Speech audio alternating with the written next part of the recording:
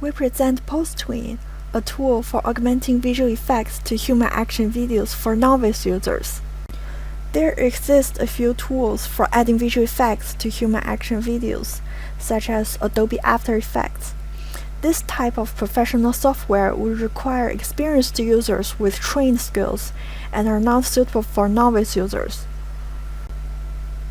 Some lightweight applications such as Microsoft Story Remix and Octi allow adding predefined or user-defined virtual elements that track the movements of body parts. But the supported effects are confined to tracking and thus cannot handle more complex interactions between subjects and virtual elements. Recent mobile applications support adding predefined stickers to faces and hands because they have fixed structures, but the generalization to whole body level stickers has been seldom studied so far. In this work, we aim at studying how to easily add virtual elements that interact with the moving subject in a video. Instead of letting the virtual element simply track a body part, we allow them to preserve their own movements to achieve more natural interactions with the subject. On the other hand, since the human body is flexible to depict a complex motion path, we could also make use of the human movement to roughly guide the movement of virtual elements. Based on these motivations, we propose PoseTween, which models the visual effects as tween animation of virtual objects, and utilizes the human poses in the video to guide the tween animations. With a source human action video, a user edits the virtual elements at keyframes with respect to the human action.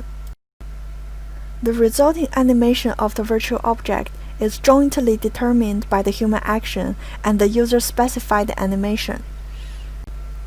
We first demonstrate the main idea of pose-driven tween animation with this dribbling basketball example.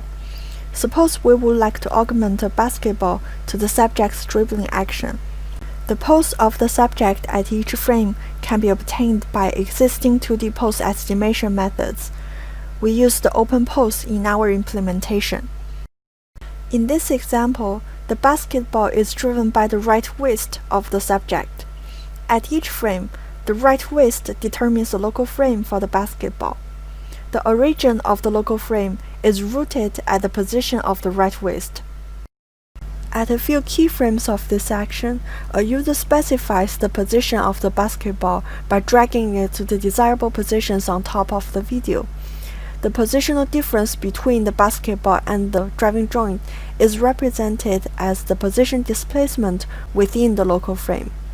Then, at intermediate frames between the two keyframes, the position of the basketball is a combination of the position of the local frame and the interpolated position displacement within the local frame. In this way, the use of the joint position reduces the need to model complex basketball trajectory, while the position displacement in the local frame facilitates the relative motion between the basketball and its driving joint.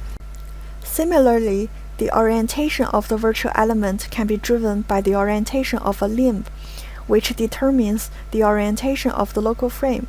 For example, this racket is driven by the right forearm, but the angle displacement of the racket in the local frame allows it to be not strictly aligned with the right forearm, and thus avoid rigid-looking effects.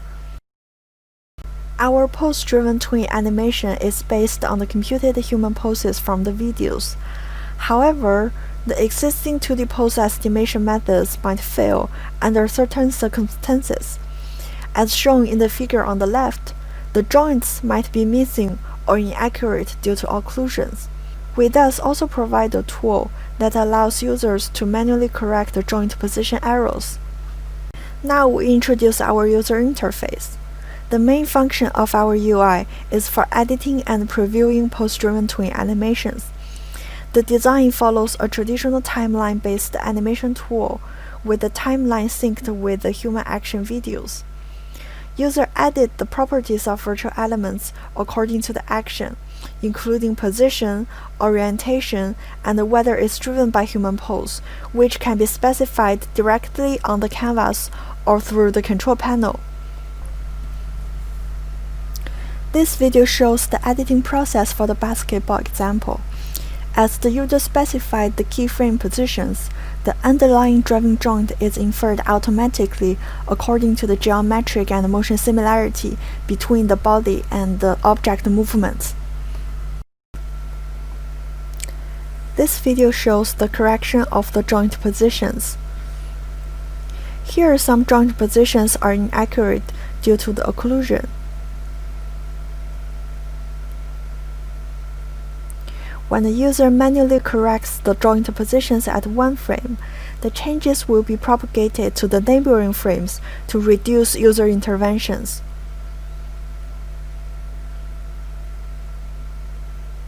In the following, we introduce the algorithms behind our UI.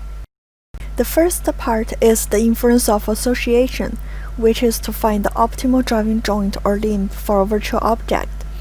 The associations are inferred automatically as initial guesses to reduce user interventions.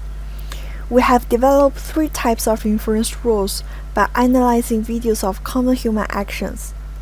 A driving joint is inferred from both the spatial distances between the object and all the joints, as well as the similarity in motions between the 2 keyframes. Similarly, a driving limb is inferred from the similarity in both the orientation of the object and all the limbs, as well as their orientation changes between the 2 keyframes. For objects driven by 2 joints, the joint pair is inferred by matching the object's orientation with the orientations formed by all joint pairs. Then we set the origin of the object's local frame as the midpoint of the 2 joints. The inferred associations are visualized by the joint and limb handles. Users can drag handles to directly override field inference results. The second part is the algorithms for human pose corrections. The main idea is to make use of the coherence of the joint positions in an action to fill missing joints and propagate user-specified changes to the neighboring frames. We use autoregressive models to represent a joint position sequence as a pair of linear functions. The coefficients are initialized by the non-missing joints by a least square method to feed the joint trajectory. After the initialization, the missing joints can be filled by averaging the forward and backward model values. For inaccurate joint positions, when the user specifies a joint position at one frame, the change will be propagated to the neighboring frames by a quadratic programming. The user's input position will be used as a hard constraint, while satisfying the sequence coherence constraints introduced by the autoregressive model. In the experiments, we conducted a user study with 12 participants to verify the effectiveness of PoseTween. In the exploitation tasks, the participants were required to make 3 animations using both PoseTween and animations without the pose-driven function. These comparisons show that PoseTween requires less creation time and number of keyframes than without using the pose-driven function. Users also rated significantly higher score for PoseTween in the satisfactory of animation outcomes. Using human poses to drive the movements of virtual elements increases the naturalness of their interactions with video subjects.